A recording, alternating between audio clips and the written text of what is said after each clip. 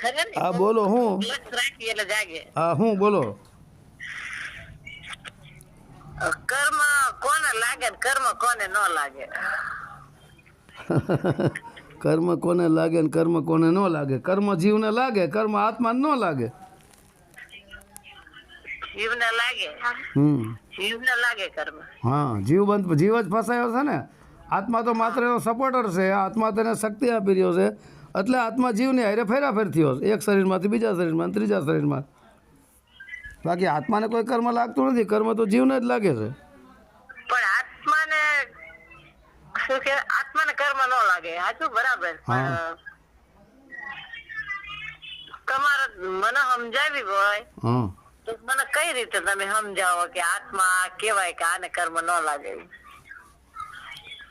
એ દ્રષ્ટા ભાવમાં આવી જાઓ હા એટલે કર્મ ન લાગે. કે મન શું કરે છે, મન ક્યાં જાય છે, બુદ્ધિ શું નિર્ણય લે છે, વિચારો કેવા આવે છે, બરાબર. એ બધું મનને વિચારોને બધું જોયા રાખવાનું, બરાબર. અને પછી અકર્તા ભાવમાં આવી જવાનો.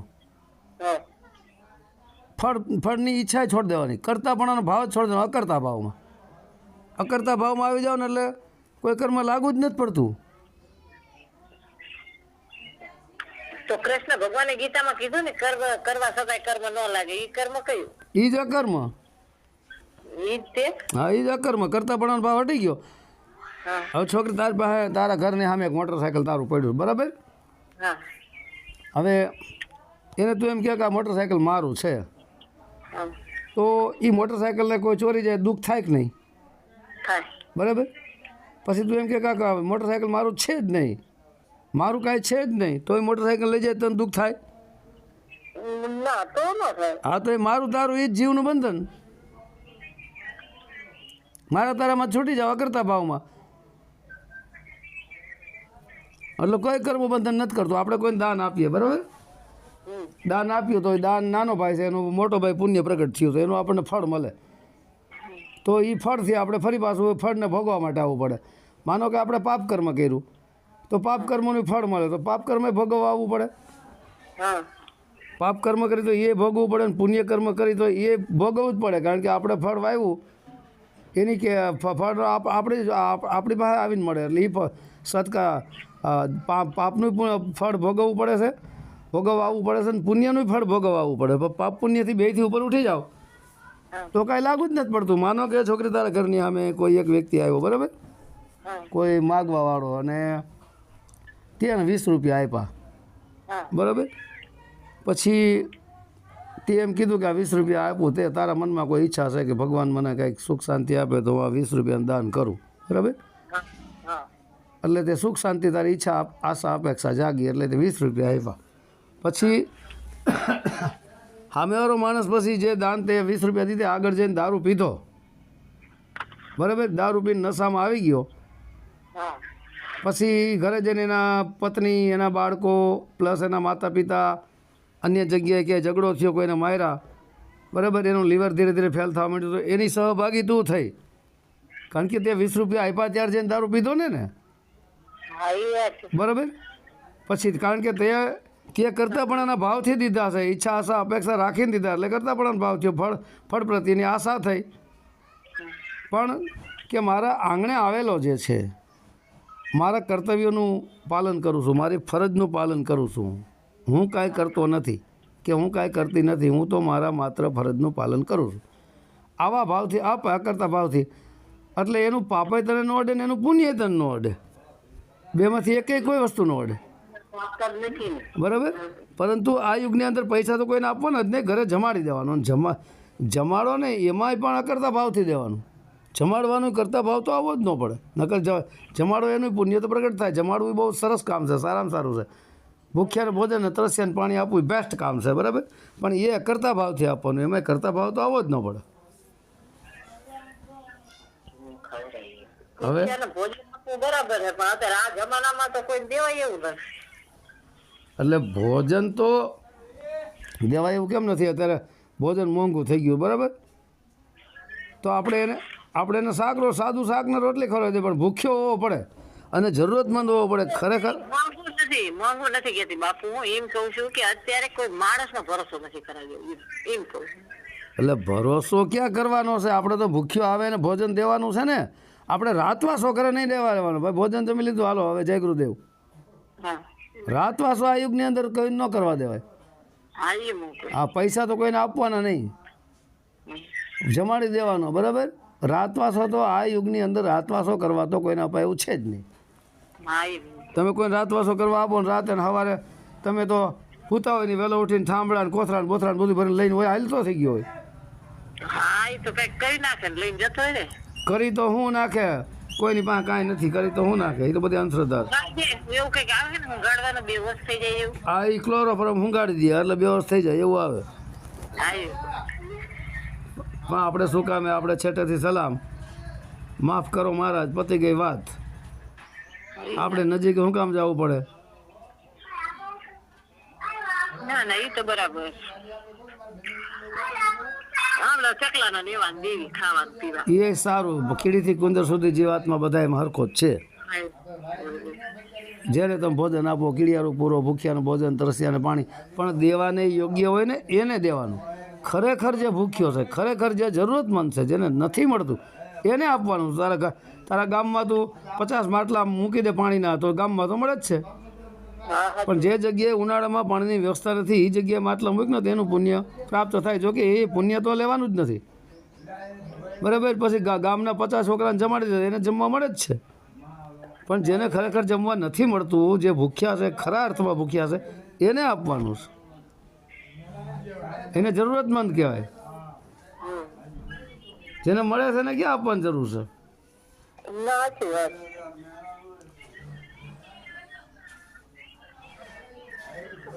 કર્મ ઊભું જ આ જીવ કરે છે. હા, પણ એ જીવ છે ને એ જ ફસાણો છે. જીવ ફસાણો એ વાત સાચી. એટલે જીવ અને આત્મા આમ તો એક જ છે ને. પણ જીવાત્મા છે એક જ, પણ આત્માનો અંશ જીવ છે. ઈશ્વરસ જીવ અવિનાશી. હા જીવ મરતો તો નથી. જીવ કયો કે સુરતા કયો, પણ એ જીવ જ્યારે હે જીવ તો મરતો નથી. જીવ નથી મરતો, પણ એ જીવ જ્યારે શિવ સ્વરૂપી આત્મા બની જાય, બરાબર, અને વિષય વાસનાથી ઉપર થઈ જાય, બધું કોરો કાટ થઈ જાય, કાંઈ ન રહે, એટલે શુદ્ધાત્મા રૂપી પરમાત્મા સ્વરૂપ બની જાય. એ સદાશિવ બની ગયો. નામને કરે ન લાગે. હે નામને લાગે કરે. નામને નામને કરમ લાગે. અરે નામ તો કેટલાય થાય. કયું નામ? 52 અક્ષરી નામ છે. એક નામ આત્માનું નામ કહેવાય, એક સોમ શબ્દ નામ કહેવાય, એક ઓમ શબ્દ નામ કહેવાય. એને તો ન લાગે. 52 અક્ષરી શબ્દો એનાથી નામ પડે છે. હા હા એ 52 અક્ષરી શબ્દો નામ એ તો ફસાવવાનું છે. એ તો નામ તો કર્મ કરાવે છે. 52 અક્ષરીઓ, 52 અક્ષરી શબ્દો. 52 અક્ષરી શબ્દો એ જ મન પણ સમજાય છે. 52 અક્ષર તારી પણ દે, 52 અક્ષર ડૂબાડી પણ દે. જો 52 અક્ષરનો ઉપયોગ કરતા ન આવડે તો ડૂબાડી દે, ઉપયોગ કરતા આવડે તો તારી દે. 52 અક્ષરથી તો આ બધું જ્ઞાન લેતી થાય છે. પણ 52 અક્ષરથી કેવું બોલવું, કેવું ન બોલવું, એ વિવેક જોઈએ. આપણી પાસે વિવેક બુદ્ધિ જોઈએ. અત્યારે તમે જુઓ 52 અક્ષર દ્વારા લોકો જાજા ભાગે વધારે પાપ જ કરતા હોય છે. વાદ વિવાદ, ઈર્ષા, નિંદા, અહંકાર, અભિમાન, તારી મારી, ઓલો ઓલાને પાડે, ઓલો ઓલાને પાડે, ઓલો ઓલાને પાડે, ભગવાન રામને પાડે, કૃષ્ણને પાડે, શિવને પાડે, બીજાના ધર્મોને પાડે, મારો ધર્મ મોટો ને ઓલાનો ધર્મ મોટો ને હે એનો નાનો ને, આવું બધું. આ બધું 52 અક્ષરથી જ કર્મો જ થઈ રહ્યા છે. 1000 વાર દીમાં ખોટું બોલતા હોય, આ બધા એક પ્રકારના કર્મો જ છે 52 અક્ષરથી. પણ એ 52 અક્ષર દ્વારા સત્ય જ બોલવું, સત્કર્મો જ કરવા, સારા જ વિચારો પ્રગટ થાય ને સારા કર્મો કરવા, તો એ 52 અક્ષર તમને તારી હોત દે. 52 અક્ષર એ જ મન પણ કહેવાય છે. 52 અક્ષર તો સરવાળે પ્રગટ કરનાર તો આત્મા જ છે.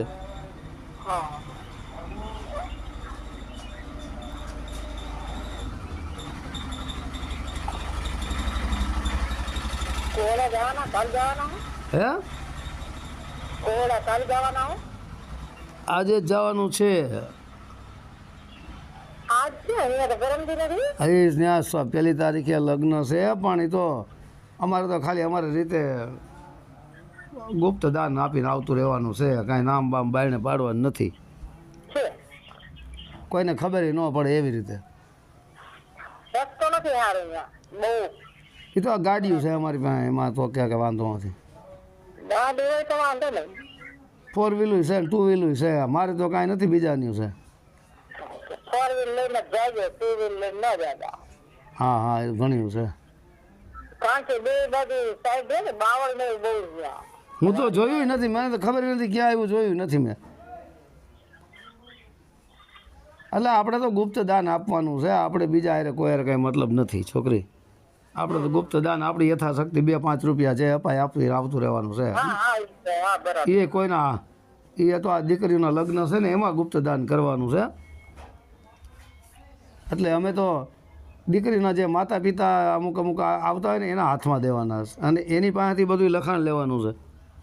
હા હા એના હાથમાં જો વસ્તુ લઈ જાય તો વસ્તુ, નહીંતર પછી રોકડા પૈસા. કારણ કે વસ્તુ લેવા કોણ બે, રોકડા પૈસાની પૈસાનો ઉપયોગ અમે તો બેંક મારફતે મુકાવી દેવાના છે ડબલમાં. હા હા જે કાંઈ હોય 2-5 રૂપિયા હોય એ. છે.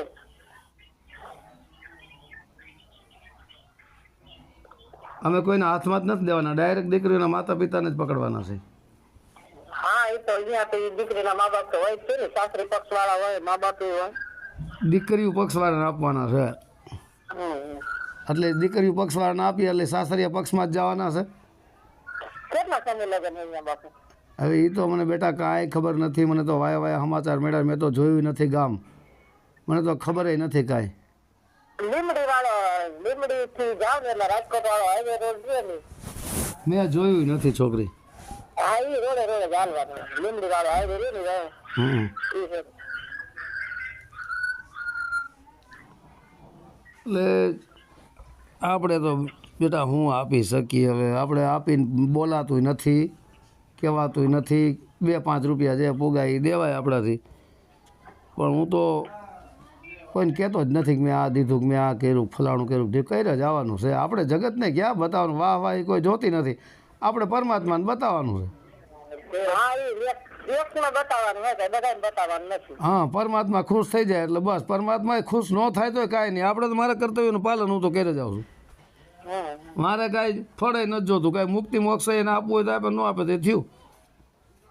હા એ છે બરાબર. બસ મારી માથે એટલી દયા રાખજે કે હું અસત્યના માર્ગે ન હાલું, બસ એટલી દયા કૃપા કરતો બસ. સત્યના માર્ગે હાલવી એટલે એમ થાય કે એ કેળે બદલાઈ ન જાય. હા બસ એટલી કૃપા કરજો કે હું સત્યના માર્ગે આમનામ હાલ્યો જાઉં જીવન પર્યંત, જીવન જે ત્યાં સુધી. એકવારે ભૂલ મારી પાસે ન કરાવીશ.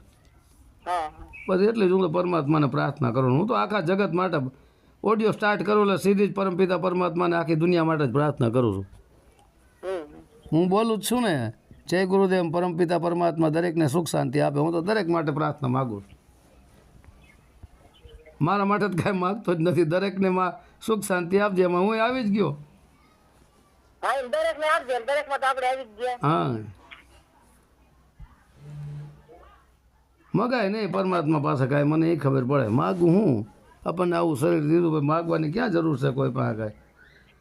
એટલે તો ઘણી વાણીઓ હું બોલું છું કે માંગન સે મરના ભલા મત માંગો, કોઈ ભીખ બીન માંગે મોતી મિલે, એ સદગુરુ કી શીખ.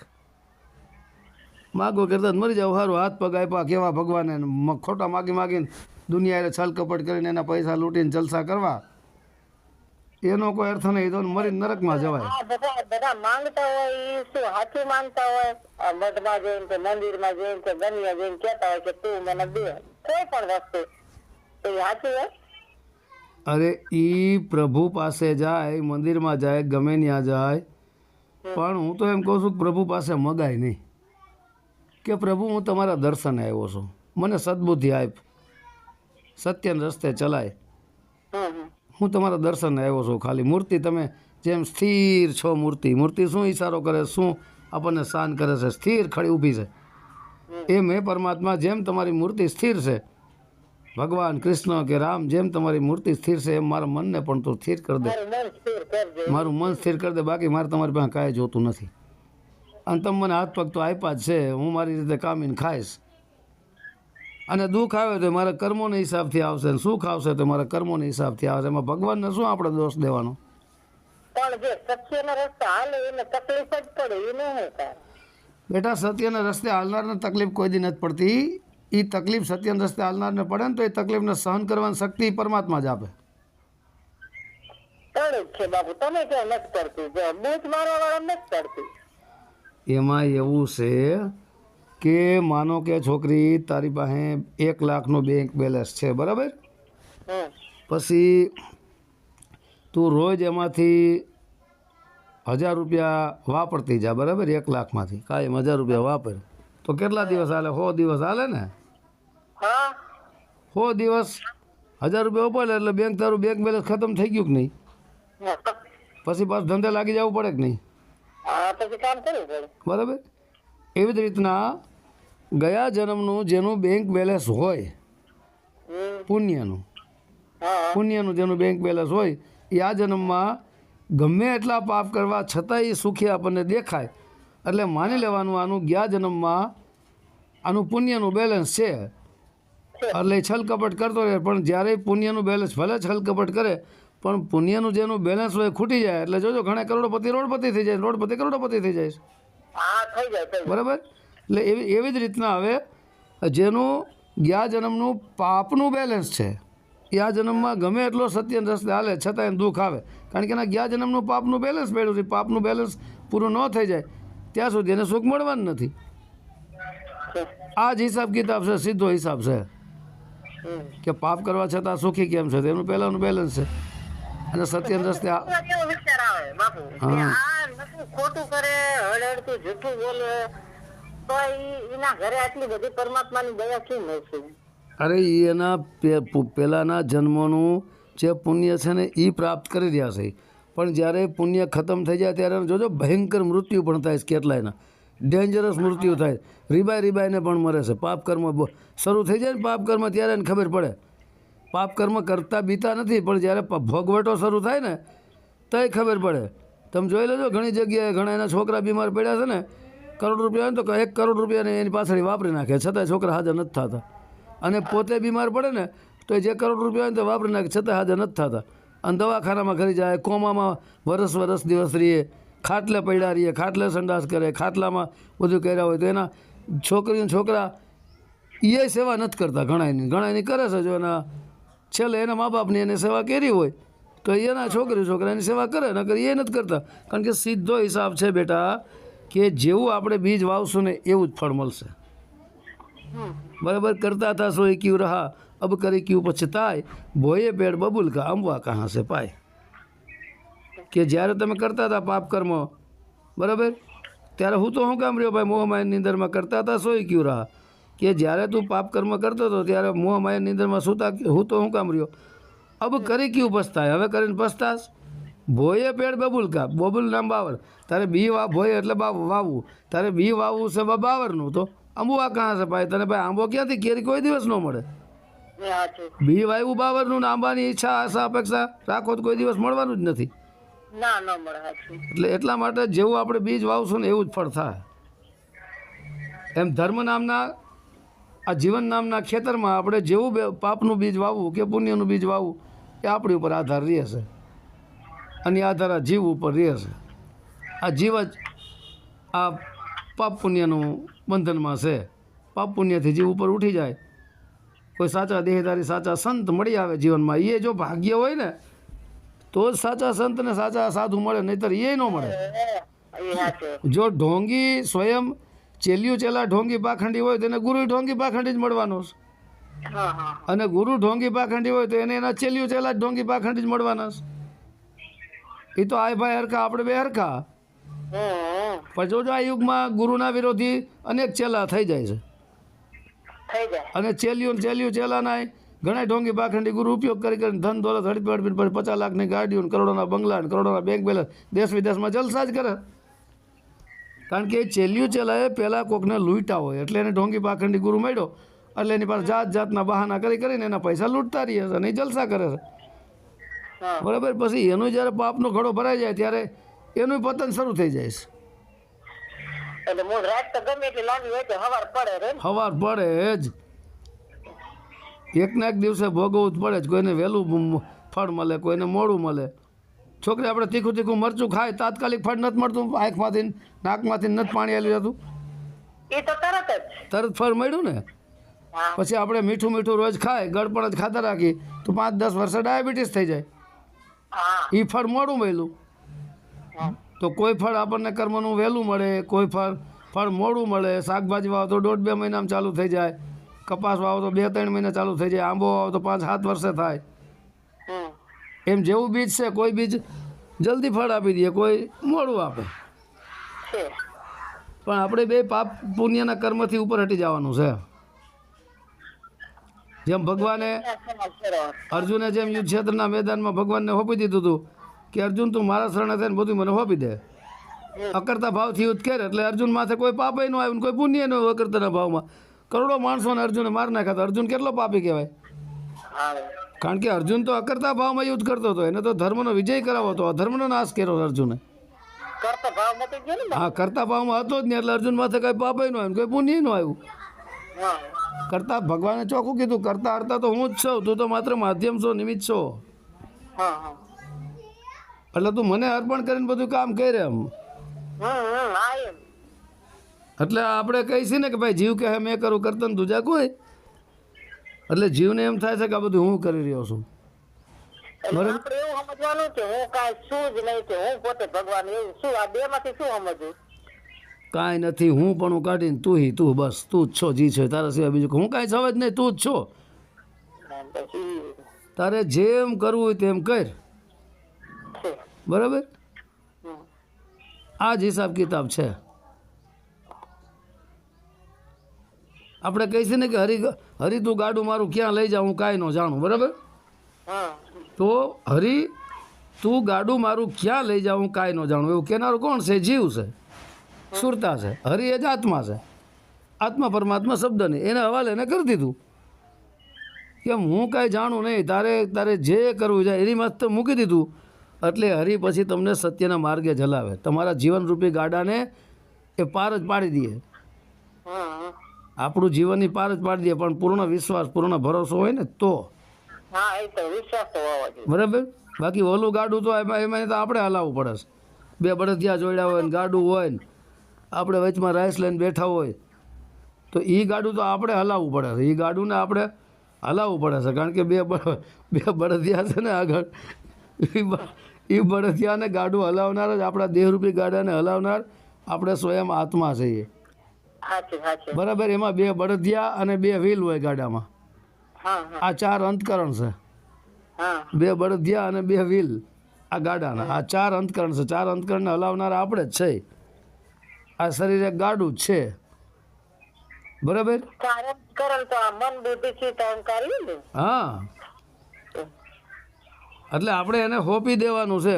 જેમ નરસિંહ મહેતાએ સોંપી દીધું હતું હા કે અખિલ બ્રહ્માંડમાં તું એક શ્રી હરિ, બરાબર? તું જ બીજે કે હું કાંઈ છવ જ નહીં. એટલે અભિમાન તૂટી ગયું. જબ મેં થા તબ હરી નહીં, અબ હરી હે મેં ના, મિટ ગયા અંધિયારા દીપક દેખ્યા માઈ. કે જ્યાં સુધી હું હતો ત્યાં સુધી હરી નહોતા, હવે હરી છે, હું કાંઈ સમજ નહીં. અને એક પરમાત્મા, એક જ પરમાત્માની વાત છે, પણ આપણે તો મેરડીમાન, બ્રાહ્મણમાન, બહુચરમાન એ બધા એના જ સ્વરૂપ છે. છોકરી એક સીધો એક માનવી તો ને. છોકરી સીધો હિસાબ છે. જો કે હું ઘણી વાર બોલું છું, પરમાત્માએ જ બધું દુનિયા બનાવી છે કે નહીં? હા તો પરમાત્મા સર્વવ્યાપક છે કે નહીં?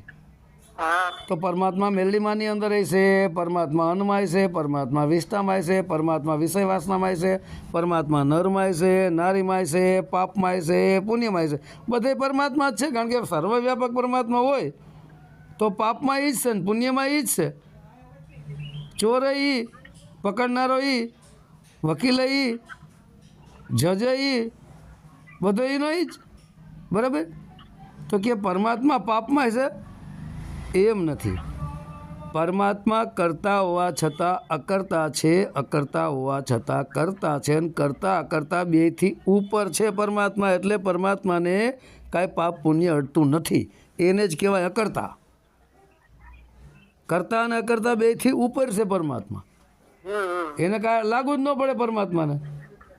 સર્વવ્યાપક તો છે જ ઈ, એમાં કોઈ ફેર નહીં. પણ સર્વવ્યાપકની અંદર છે, પણ જે સર્વવ્યાપકને જાણી જાય, આત્મ પરમાત્મ શબ્દને સર્વવ્યાપક પરમાત્માને જાણી જાય, એની દ્રષ્ટિ સમાન બની જાય. એના માટે કાંઈ પાપય નથી, એના માટે કંઈ પુણ્ય નથી, એનો કોઈ મિત્ર નથી, એનો કોઈ શત્રુ પણ નથી. મેલીમાની અંદર ઈ જ છે, માતાજીમાં ઈ જ છે, ભગવાનમાં ઈ જ છે, મંદિરમાં ઈ જ છે, પથ્થરમાં ઈ જ છે, પાણીમાં ઈ જ છે, બધે એનો ઈ જ છે. પણ એ લેવલ પર જ્યારે આપણે પહોંચી જાય ત્યારે ખબર પડે, ત્યાં સુધી ન પડે. કારણ કે પરમાત્મા જો સર્વવ્યાપક ન હોય તો આ ધરતીમાં આપણે બીજ નાખી છીએ અને પાણી નાખી દે એમાંથી અંકુર નથી ફૂટતું. તો શું આપણે અંકુર ફૂટ્યું? આ વાયુ ક્યાંથી આવે? શું વાયુને આપણે ચલાવી છીએ? આ સૂર્યને શું આપણે ઉગાડી છીએ? આસમાનને શું આપણે ટકાવ્યું છે? આ વરસાદને શું આપણે વરસાવી શકીએ છીએ? કૃત્રિમ વરસાદ સરકારે વરસાવ્યો તો ખર્ચાળ થયો. આ 5 તત્વો ચલાવી રહ્યા છે, હું આપણે ચલાવી છીએ. 5 તત્વને ચલાવનાર એક શક્તિ અદ્રશ્ય બીજી છે. પણ જીવને એમ થાય છે કે હું કરું. ઘણા તો એમ કહે છે હું જ પરમાત્મા, હું પોતે પરમાત્મા. હવે ભાઈ તું પરમાત્મા હોય તો આ કરી બતા. હાલ ધરતીના ટુકડા કરી દે, ખાલી આસમાનના ટુકડા કરી દે, મરેલામાં જીવ પૂરી દે. તું પરમાત્મા હોય તો મરી જાય છે. મારનારો હોય આપણે એટલે કઈ છે આપણે? મારનારો હોય તું, તારનારો હોય તું. તું પરમાત્મા હોય તો મરદામ જીવ પૂરી દે તો ન પૂરી શકે.